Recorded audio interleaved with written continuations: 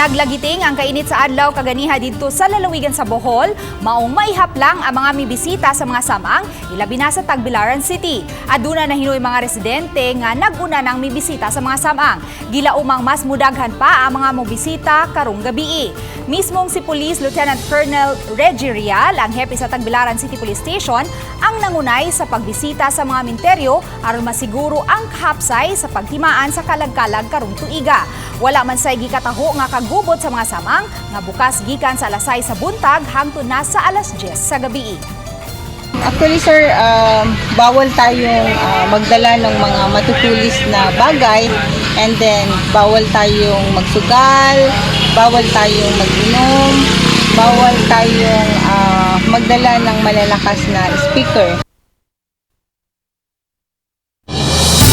Mga karaang sementeryo sa Dakbayan sa Sugbo himuong heritage site sa kagamhanan sa Dakbayan.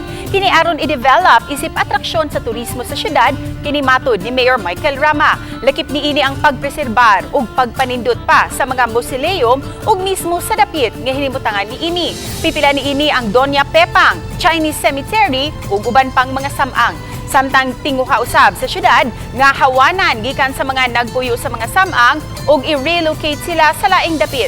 Ang uban himuong beneficiary sa housing project nga medium-rise building nga tukuron sa Dakbayan.